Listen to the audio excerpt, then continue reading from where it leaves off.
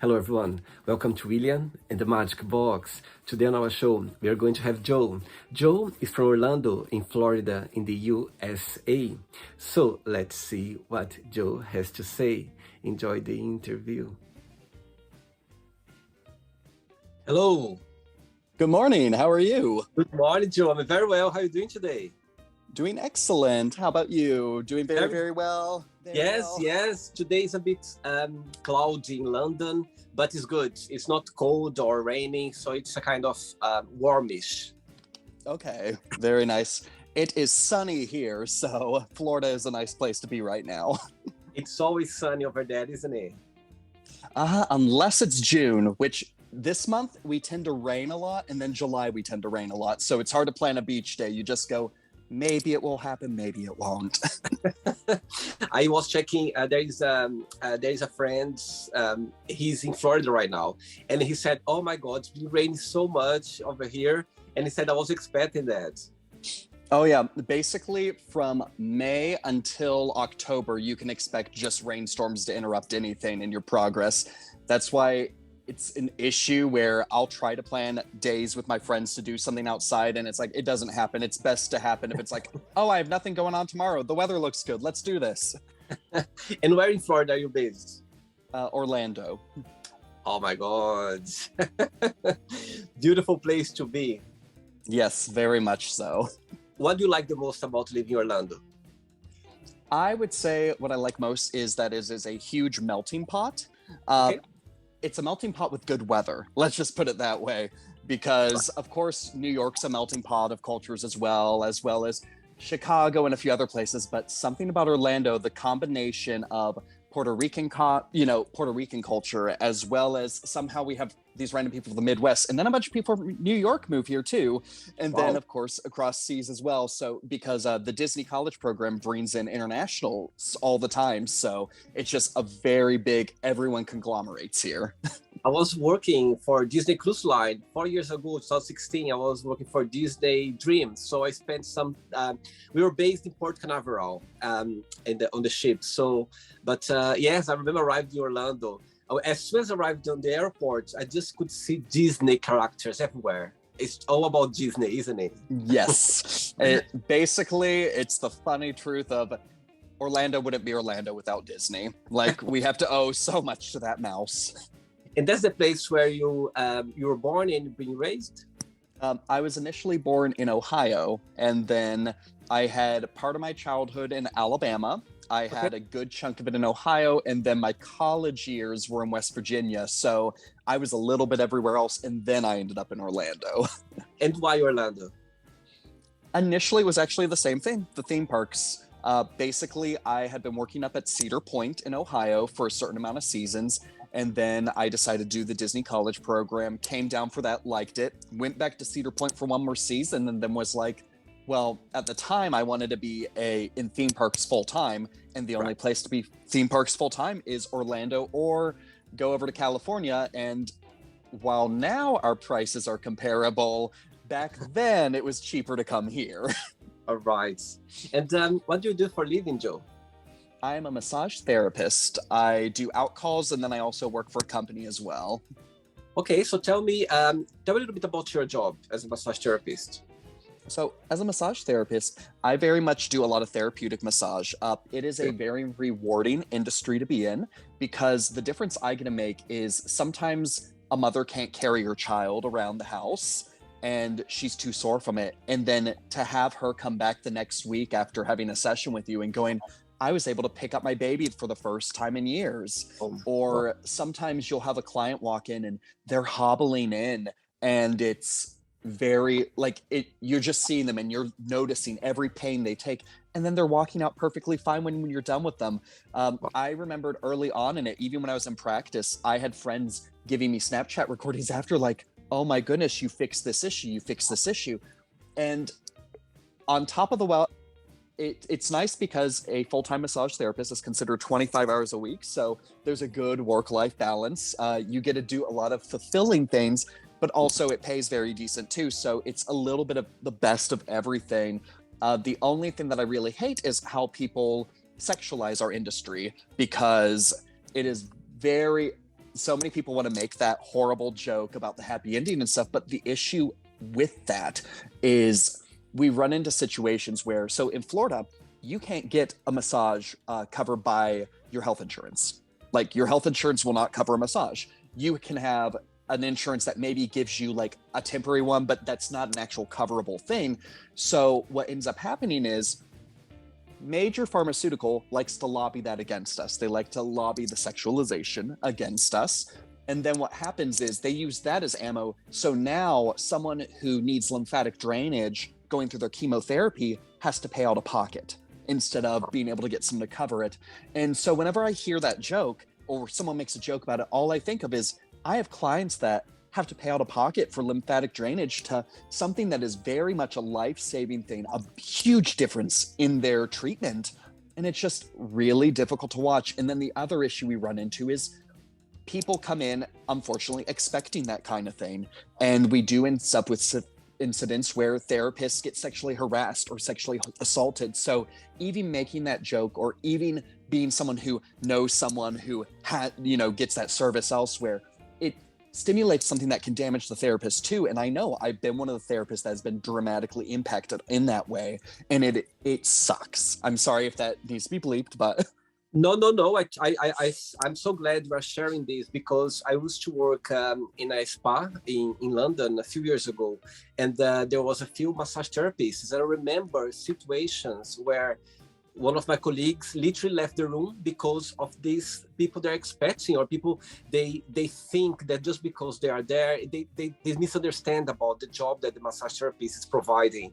And sometimes so I remember situations that my colleague of mine, he was like, no, I cannot be there anymore. So he asked for the manager to go and talk to them, because he said, I'm not gonna even be in a room with this person anymore, because it's a different approach. This person, it's kind of harassing me. It's doing something that I'm not expecting. I'm just doing my job.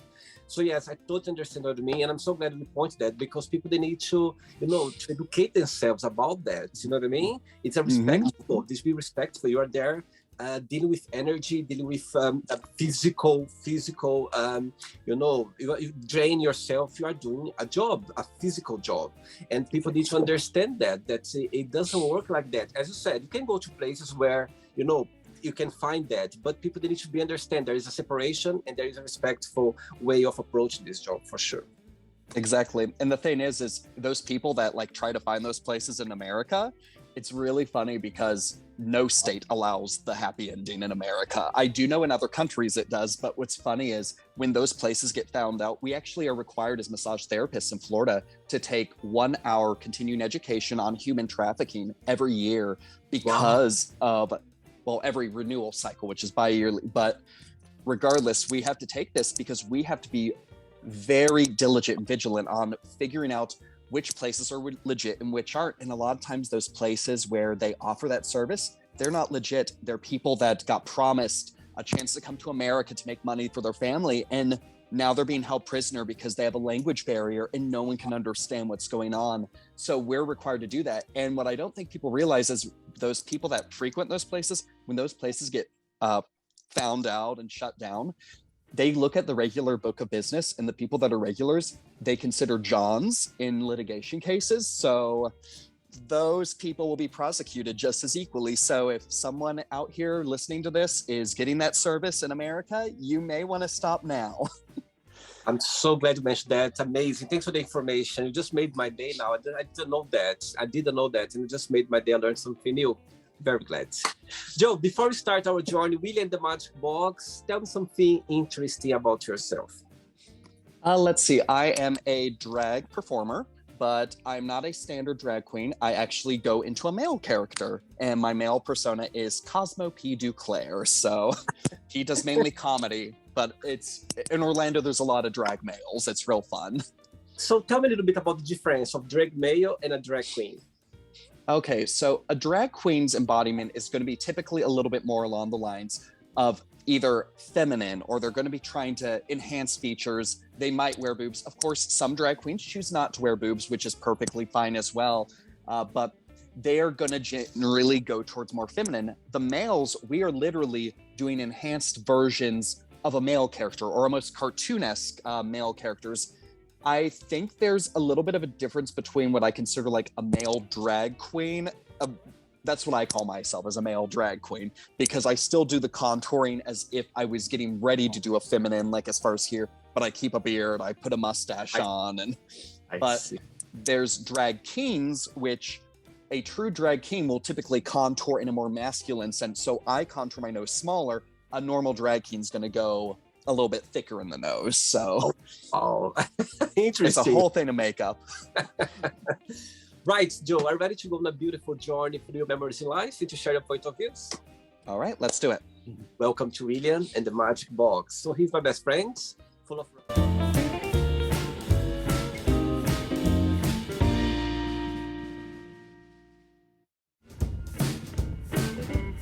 random fun questions, okay? I'm just gonna play a song now just for us to get a bit in the mood before the first question. Okay. Let's do it. You have your magic box, yeah? I know it. I got my magic bottle. Okay, Joe, before we start the game, through the journey, if there is a question that you don't want to talk about for some reason, you don't want to answer, I always can change, okay? It's all very friendly, okay? First question for you is, I like this question. If you could sit down with your 13 years old self, what would you say? 13-year-old self. Let's see carefully. Actually, I would probably tell him no, this is hard. I don't think I would tell him too much of things because I don't want to change a lot of even the bad things in my life. I don't think I would want to change the path or trajectory that I did. I would almost be the worst person ever to talk to my 13-year-old self. I would probably sit down with him and be like, you know what? Do what you think is right. It's going to end up okay. Like, that's probably the best I could say because I didn't have a horrible time coming out. I didn't have any of those loopholes. I've had negative things happen, but it led me to a wonderful career in massage. So I would be almost afraid to change the future by talking to him. So I'd just be like, you do you. And saying that, walk me through the day when you came out. Did something happen? You just felt like, okay, is the day I'm going to come out, I'm going to be myself. And did you have the support of your family? I had a few different come outs because I feel like you're always coming out in general. The first time I really came out was when I was 14. There was this girl in high school with me named Hillary, and she came out as lesbian, and she was a senior when I was a freshman, so I very much looked up to her.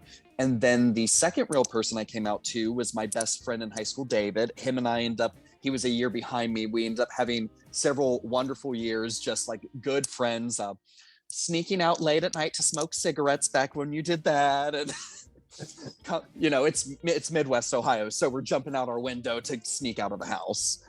But then I would say college, I was pretty much out in general to the whole public. But I remembered when I finally came out to my mother, she was eating Burger King. She nearly choked on her sandwich. And what happened was, it was more or less, I have always been, even senior year of high school, I kind of came out halfway during this party that I threw. And I have always been very obvious that I am a homosexual male. There's not much hiding. So I just randomly mentioned something about, oh yeah, this guy I like. And my mom was just like, what? Because I'm like, Mom, I'm not going to do this whole thing of like, guess what, guys? It's a big shocker. Really? It's like, we already been done noon.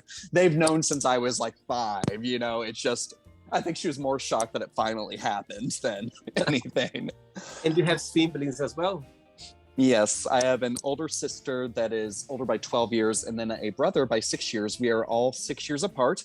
It's a very unique dynamic. The weird thing about it is all 3 of us are extremely close. My parents joke that we have our own language in a way. And they said for especially my sister and I having such a large gap that we are so close, it's what my mother always dreamed of. She always just said her biggest thing was she wanted all 3 of us to get along, and we all do. And, you know, childhood was a different story, but as adults, I don't think we've ever really come at odds against each other. We, in general, all 3 coming in on unison on things, so. Amazing, very good. I'm glad to hear. It's good to hear some gay guys around the world like that have a good relationship with their parents and with their siblings as well. Because I've heard so many stories, you know, being gay, there's always some kind of storm between Oh, yeah. family or Well- siblings as well. Well, it created an issue for me a couple times where when I was in the early stages of college, like sophomore year and junior year of college, there would be these girls that the only way they knew how to talk to gay men, and I understood this, was by gay men that were wounded, ones that had a horrible backstory. So when they would come up to me and be like, "Oh, honey, we love you, we support you." Like, I get what they're trying to do. They're trying to be very sweet, but to me, I don't like it because that's not my story. I wasn't that person. I'm like, no, save that for someone who actually like needs that affirmation. I don't need that. I have a very good family. I think the only people that wrote me off were a set of grandparents. I have multiple sets of grandparents. Were a set of grandparents that I didn't even associate with. So it was like, they had my phone number to delete it to begin with. What the hell? But now I don't have to worry about that grandfather anymore, and that grandmother is now no longer related because he died off. So it's like, that's the only issue, and I never even cared about them. Everyone else that mattered, was perfectly supportive. Absolutely. Good one. Next question. Okay, Joe from Orlando. Next question for you is, who do you count the most for help? Who do I count the most for help? Yeah. In what way? Just in general help? Or in general, when you think like, you know what I mean? If you have like any kind of trouble, like what's the first person that comes to your mind that you think, okay, I can count on that person? Okay. So there's two people that I have to use because it could be based on scenario. But my sister will always be generally the very first one I go to. Is whenever I'm really dealing with something, I'll typically reach out to my sister. My sister, after that client that I mentioned earlier was behaving inappropriate to me, she was the first person that kept me on the phone and we talked for a good amount of time. But then the other person is actually my drag mother. I rely on for so many things. Her and I actually went through, so we joke that in our family, you have to be on at least 2 mood elevators to be in the family. But with her and I went through a medication adjustment at the same time, and we were each other's rocks during it. Like, I remembered I was going through all the emotions as I started Wellbutrin, and I'm like, this is so much. And she's like, it's okay, baby. And then just like a couple days later, she was crying to me about, her medication. And we're just like, it was just such a perfect timing bond. So I guess it depends on the scenario, but I would say my sister or my drag mother. Amazing. Both of them will be very happy to watch the interview and to know that. Yes. Next one. Before the next question, tell me, when was the moment that you thought you'd realize that you started your passion about being a massage therapist and also about being a male drag queen as well? When was that?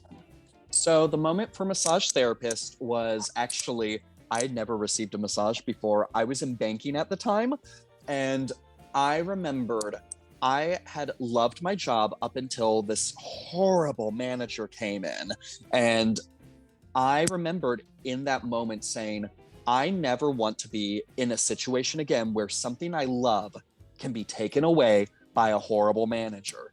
Like, I do not want my happiness to be determined on some other random person. So that's when I decided to start massage school. Before I've ever gotten a massage before or anything like that, I just knew massage therapists, okay, they make decent money and they could typically work for themselves one day. And I went with that. And it's so funny how that little thing turned into, oh, wow, I love this and I'm good at this. This is something that I feel such passion about and that I actually love the difference I'm making. So it went from escape route to I escaped to the right place where I think I needed to be in life.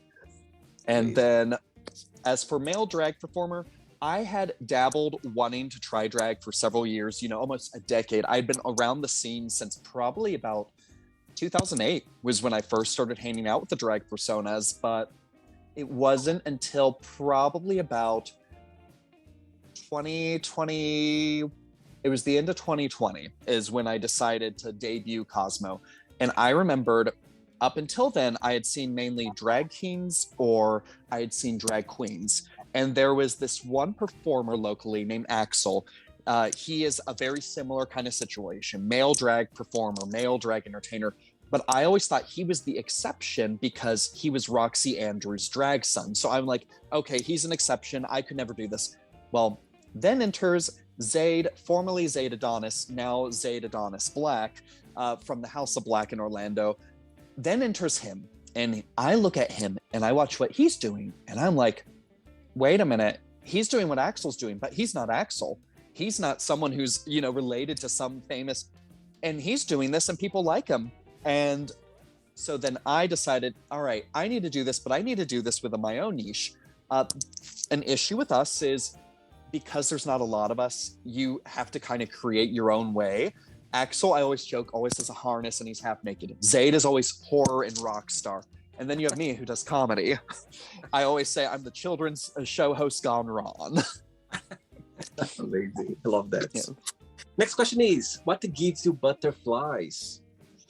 What gives me butterflies? I would say anytime I go to a new venue.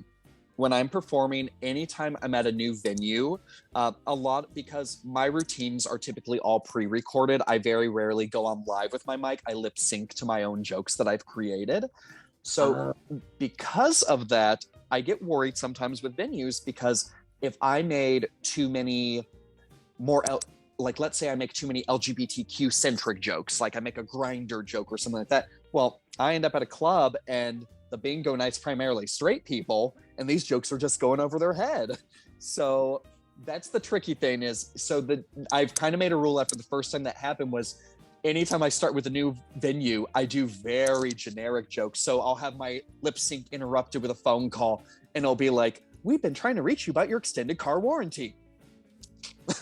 And like hang up on them, so that sort of deal. That's a very interesting point, actually. So you kind of need to adjust yourself to the crowd you are performing to. Yep, I have to adjust everything from jokes. My general start of humor with it was I'm very good at localized roasting. So I know a lot of the drag performers around here. I listen to what's going on, listen to the drama, and I perfected the art of being able to kind of tease them about things or make a joke about something. Like I had one situation where there was drama in the House of Gemini. So I had the Sarah McLachlan music, In the Arms of the Angel, start playing. And I went up and I grabbed one of her drag children. And I'm like, hello, I'm Cosmopolitan Child Protective Services. I've seized the children in the House of Gemini. Like, it's just like the silliest, craziest stuff. But because I can do jokes like that and I direct it very much, then I really need to make sure that when I'm setting that setup, I know that person's in the audience. So generally my jokes go towards show host and so, like the people I know are going to be at that show. I do have rules though in my jokes. I never make fun of someone for something that's uncontrollable. You will never. The reason my jokes land is because I don't make jokes on weight. I don't make jokes on race. I've occasionally make a joke on age, but it's a general joke, like as in an all-encompassing. I never just go, like a your old joke or something like that. It's an all-encompassing, but I try to base it on actions. So this one guy asked me to roast him for his birthday. And one of the things that happened with that was he really likes twinks. He's this guy, like, pushing his 50s, but he's always with these young twinks. So I made an entire set about him liking twinks and how he screwed over more than the UCF financial aid office. So... And let's see if you when you realize that most of the crowd you are performing is going to be straight people, what would be your main joke? So there's something that you always kind of set up for that crowd? So if it's a straight people thing, generally what will happen is I've learned drug jokes can typically land regardless of audience. I've learned there are some drugs that are a little bit more gay community centric than they are straight community centric. So I've learned, okay, apparently coke in the bathroom is something that mainly the gay bars do. Okay, got it. I'm pretty sure I've seen straight people doing it, but it seems that kind of joke lands more gay. But I'm trying to think. Oh, I typically do an interruption joke. I'll do one where I have something go off, like a phone or something, and I act as if the show host was interrupting my show, and then I'll start yelling at the show host midway through, and that typically gets regardless of who the audience interacting. So very interesting. Next question, Joe. Let's do it.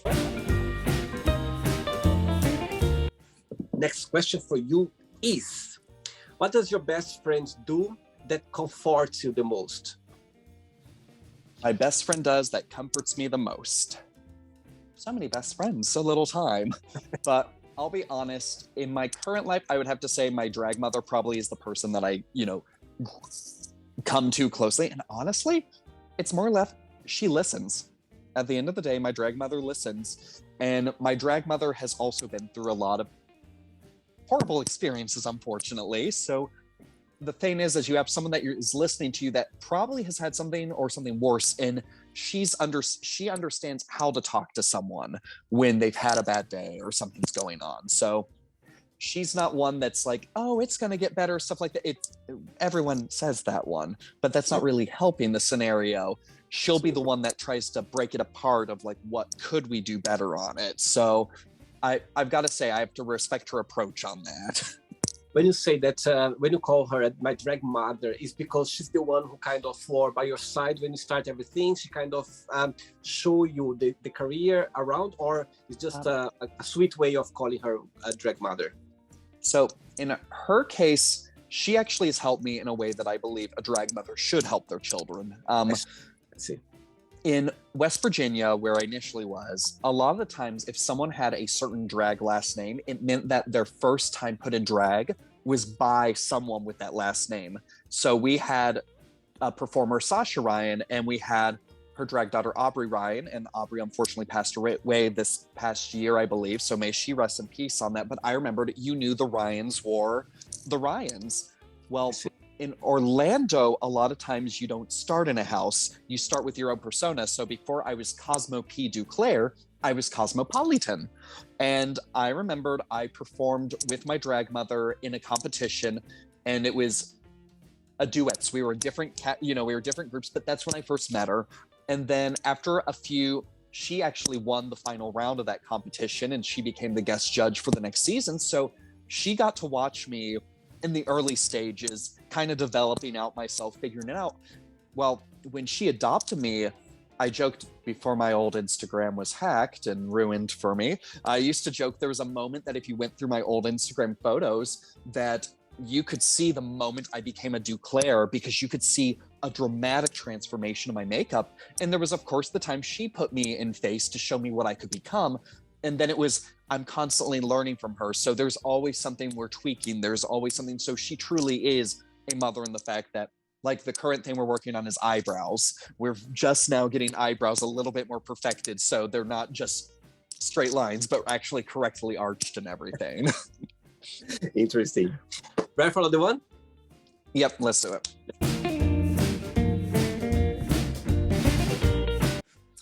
Joe, before the next question, of course, being a massage therapist, as I mentioned before, you do a lot of physical, you work out of your physique.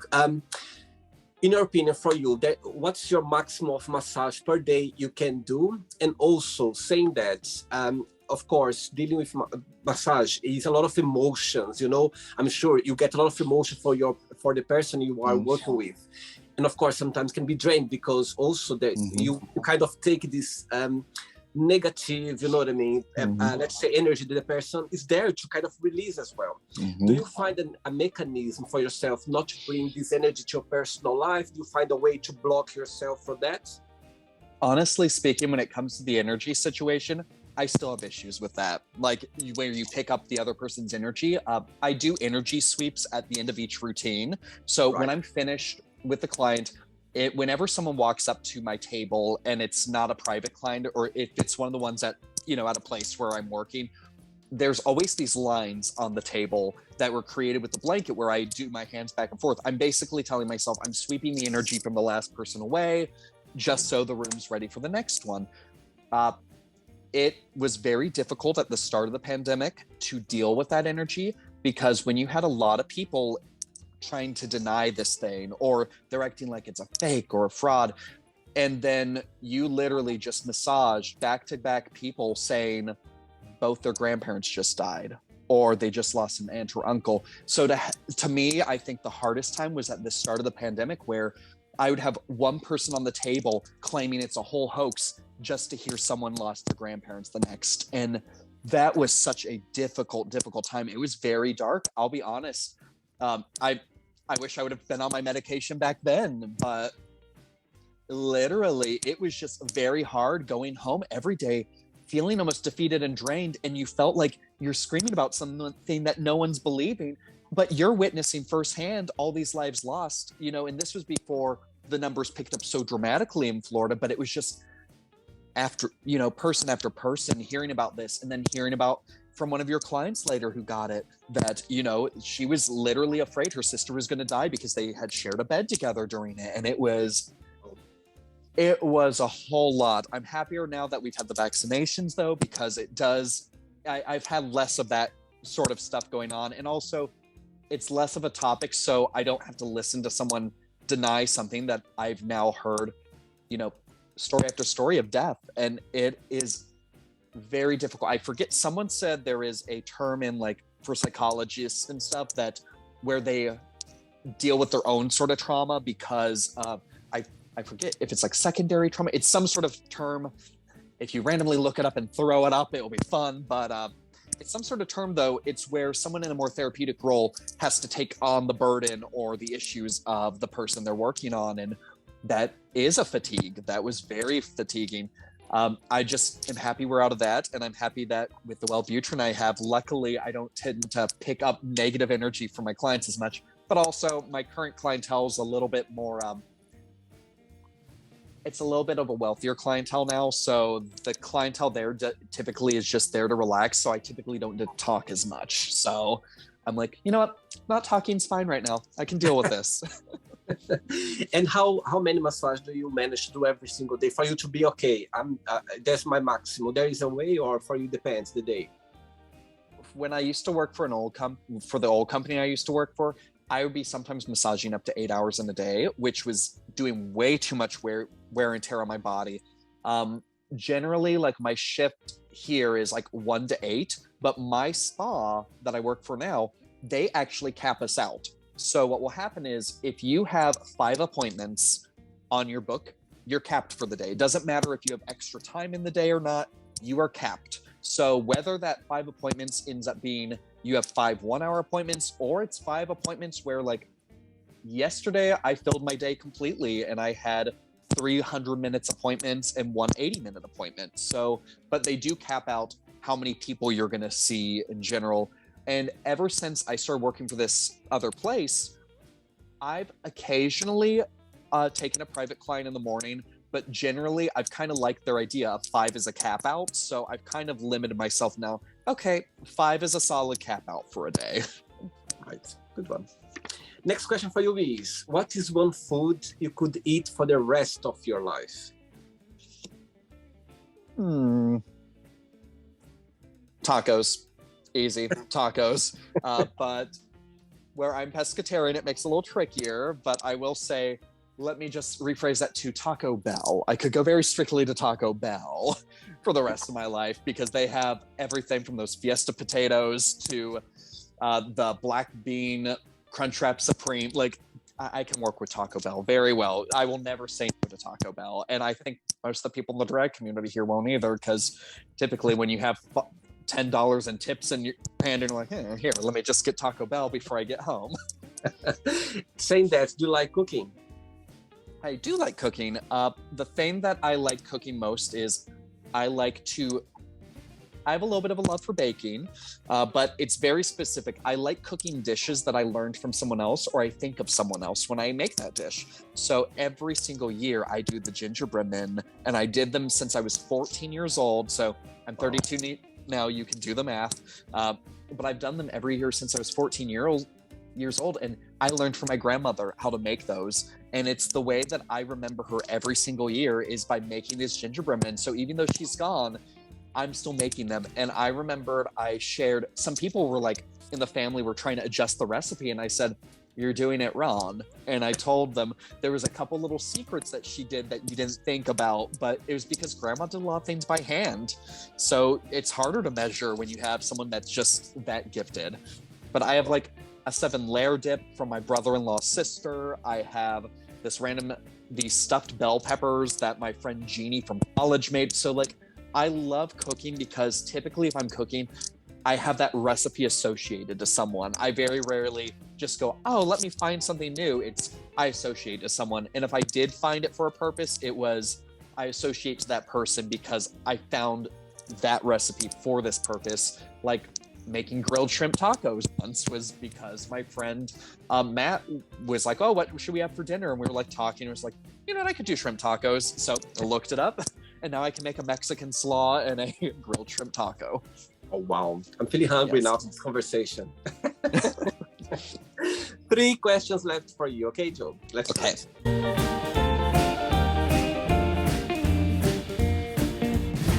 Next question for you is, what's the most romantic thing someone has ever done for you? Most romantic. Oh, I've had very, very few moments of romance in my life, but let's see if I can play this correctly. Honestly speaking, I think one of the most romantic was, so apparently, and it was one of my early exes in college that I kind of, to me, it's when someone can pay attention to little details and how to improve someone. And he knew somehow, and not a lot of people have figured this out, and I didn't even know this at the time, when I'm upset, if you put your hand on my thigh and you just rub my thigh calmly, I calm down. And somehow he was the one to figure that out. So he literally would, I just remembered, I would be upset, panic attack. He knew somehow you put your hand on my thigh and just rub that thigh and it would calm me down. And somehow it was that attention to detail or that little thing that he knew something about me I didn't even know. Like, that was romantic, was that he paid attention that much. God, that's very romantic for sure. Oh my goodness. I would love this person forever. Oh my dear. 2 questions left for you. Let's do it. Next question for you is, what was your favorite part about school? My favorite part about school. Oh, so many. I actually, high school or college, first of all? What comes to your mind when you think about good memories? Good memories. I'll be honest. So when I was in college, we had this radio station called WMUL-FM. It was the campus radio station, and they competed in the AP Awards just as all the other radio stations in West Virginia did. And I'll be honest, I got to do a DJ show there. I got to do a talk show where it was myself and 3 other girls, and it was called Have You Heard? It was the pop culture gossip one. I was a news anchor, and my favorite thing is this radio station that built so much of my life, even though I had so many aspects to me outside of that, it was that radio station probably shaped me the most because as a drag performer, I tap into those editing abilities that I got from the radio station. So all those custom mixes I do, and people like, how the heck do you mix them? You mix your vocals, and it's because the radio station taught me. And I will forever remember, and just in case they watch this, Laura, Ashton, Nira, my co-host from Have You Heard, and of course Adam and Leanda Cavalier. I will forever associate WMUL to all of them. Oh my God, beautiful. I hope they get to see that. I know, right? Amazing. Ready for the last one? Yes. Let's do it. Last question.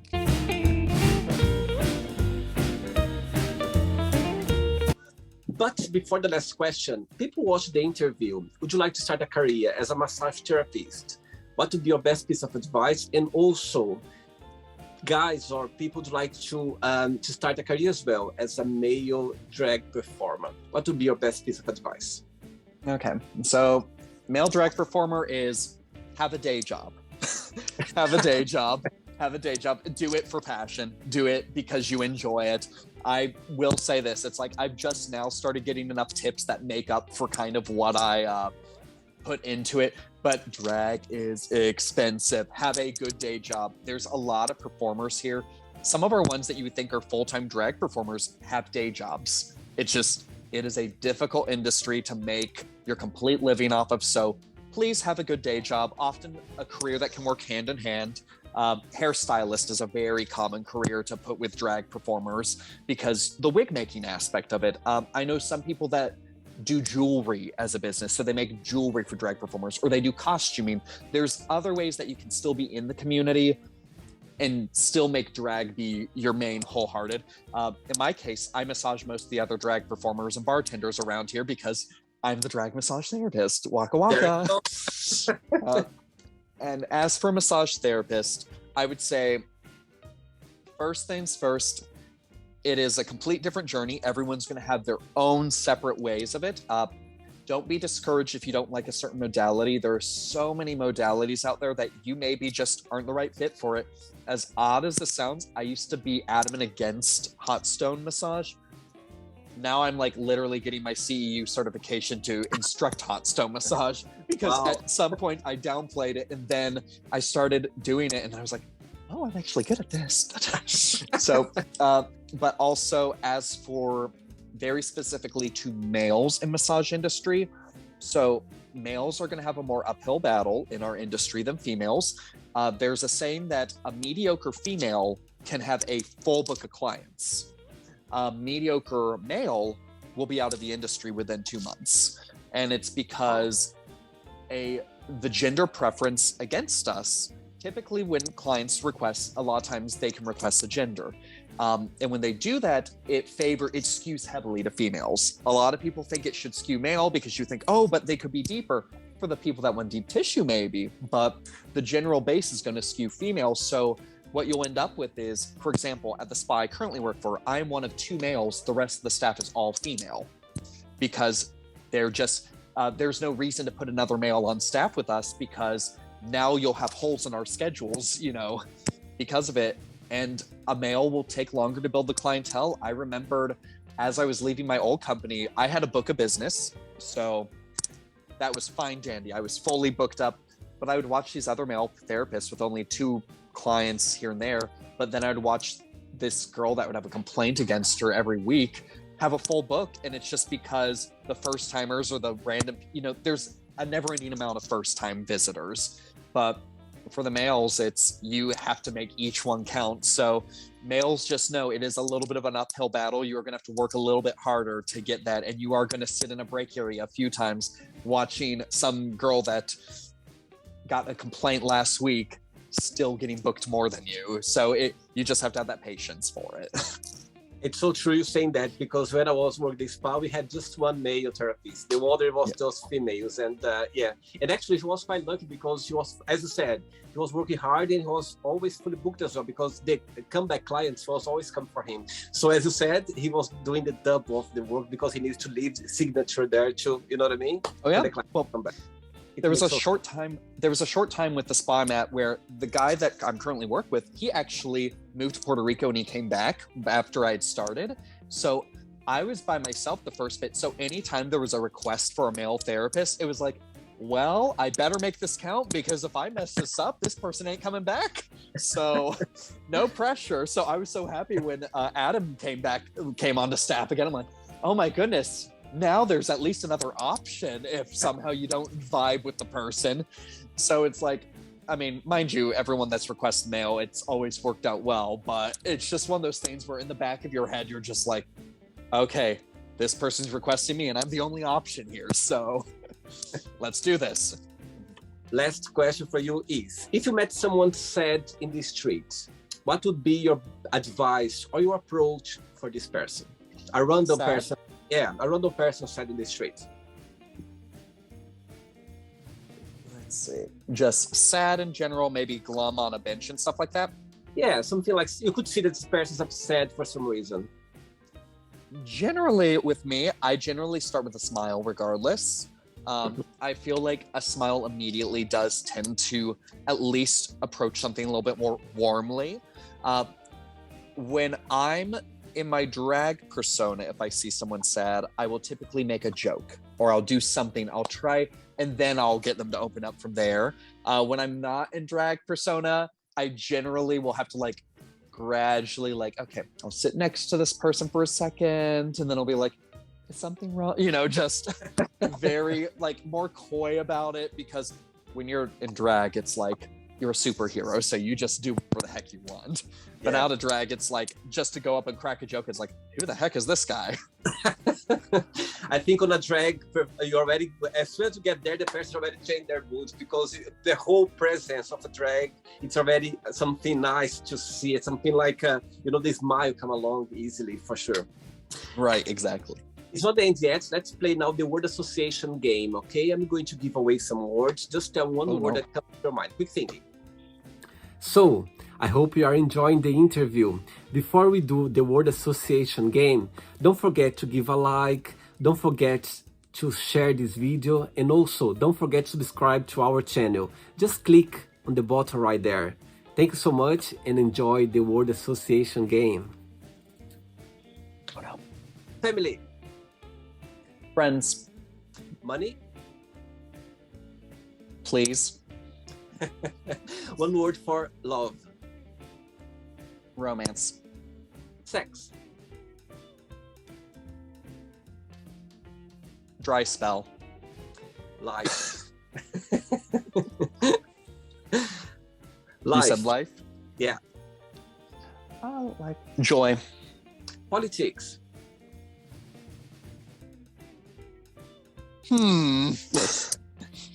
There we go. I'll take that. Religion. Buddha. Fear. Don't. Friendship. Always. Desire.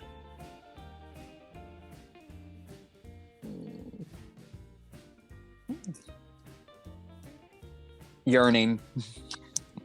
Regrets. Now. Success. Promotion. Wish. Dream. Happiness. Smile. One word for Ohio. Ugh. One word for Orlando. Nice. How about USA? Work in progress. That is a 3-syllable work in progress. Okay. One word for massage therapist.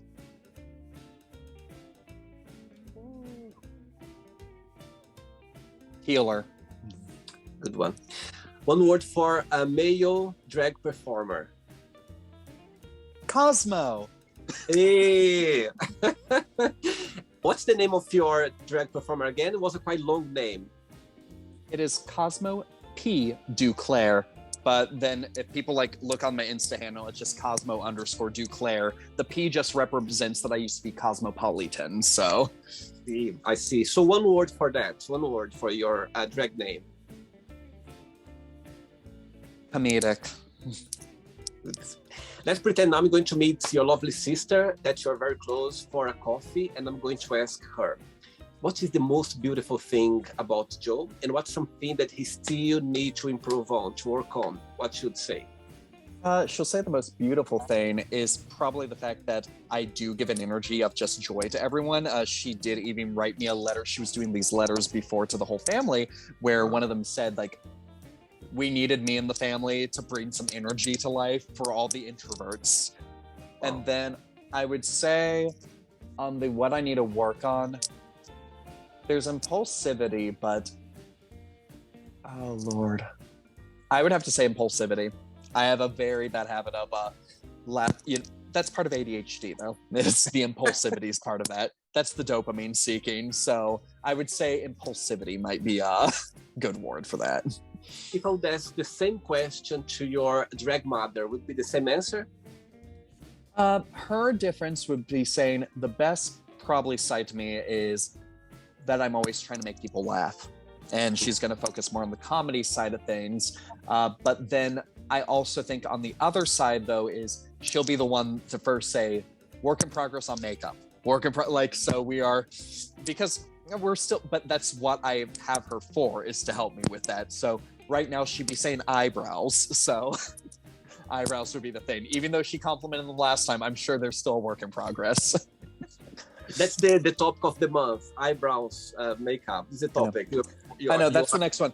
If anyone needs to comment something under this YouTube video of some eyebrow tutorials, I'll greatly appreciate them. So there we go. Let's play now, Joe and the Magic Box, and you can ask me a question. But before that, let's play the music one more time. All right. Okay, Joe, you can ask me a question now. Okay, I'm going to ask you a question. one of my favorite questions from the movie Heathers. All right. It is considered a stupid question, but I love this question. All right. Say you inherit $500 million, but that same day aliens come and say they're going to blow up the planet in 2 days. What do you do? Oh my God.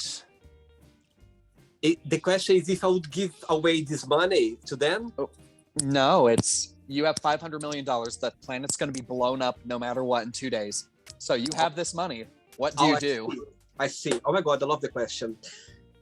Oh my goodness, I never been asked that before. You put me in the spot now, Joe. Now you know how I felt about the one word associations. Yeah, well done, well done. All right. Oh my God, in 2 days, what am I going to do? Okay.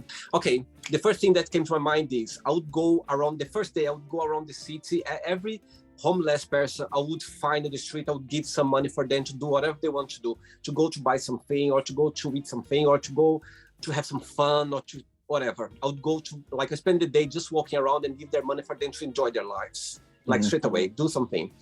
The other day, I would focus, oh my goodness, the other day would be a bit difficult.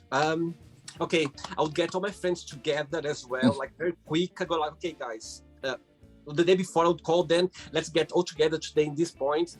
I'm gonna get all this money, let's get the money, let's gonna do whatever we want to do. Let's just go around and do what always we wanted to do with this money, just come and pick it up and do, even though it's just for the day, just think about the day. And I'll do that. And I think I would go happy. Yes. Oh That's actually that's similar to actually Betty Finn's answer in the movie. Betty Finn goes, I would host an Into the World get together. Like, that's kind of a similar answer to Betty Finn. I love the question, actually. I love the question because 2 days with all this money, there's no much can be done, but you can do something quick and make some other people make just their day, their last day somehow. Exactly. I love that. I love the question. Wow. I'm going to put that in the magic box, actually. Just give me an idea now. Yes. And it comes from the movie Heathers, so. There we go. Joe, did you have a good time? I did have a good time. How about you? I loved it. Thanks so much for bringing this lovely energy, for being so open, and actually for making my day with this information you gave in the beginning of the interview. I loved it. And I think people watch this interview who is working the same field, not just that, but they might know somebody as well around. And the information you gave was very, very precious because people, they would, you know what I mean? They don't know, maybe they don't know that, or maybe they're not aware that. And it's a just big piece of information that for sure, it's gonna touch someone around the world. They're gonna appreciate that. And they're gonna remember you because of that. There you go. Before you go, Joe, if you can share just a positive message or a positive quote, something that you live by. Oh man, my favorite quotes are typically funny, but let's see. Positive quote. Oh, okay. Or it could be, it could be something like one of your comedian act, something that you always do that makes people smile or something, anything that comes to your mind. Like, quick. Well, one of my favorite quotes is still, life after death is as improbable as sex after marriage, but that comes from Clue. That's one of my favorites. But then I would actually say there was a quote that I remembered where is, people may not, I think it's a Maya Angelou quote too, and I'm not going to get it right, but it's something along the lines of, people may never remember what you did or what you said, but they will remember how you made them feel. Yes. So it's a good one. It's a good one. And it's so true because people, you know, it's always there and we can put ourselves as well. I remember so many people that left that feeling on me, and when I think about that, I was like, oh my God, I'll never forget that. Again, about the situation you said about one of your ex-boyfriend, about touching, you know what I mean? It's something that's you're never gonna remember, always gonna remember. Exactly. Joe, thanks so much. Have a great weekend and we keep in touch. Thanks for the interview. It was a pleasure. Absolutely. Look forward to seeing it. Take care. Bye-bye. So, did you like the show? Don't forget to give a like, to share it, and also don't forget to subscribe to the channel. And if you'd like to be part of the show as well, first, subscribe to our channel, and after that, just go to our website, www.williamandthemagicbox.com, and send us a request saying why you'd like to be part of the show. And I see you there. Bye bye. See you next time.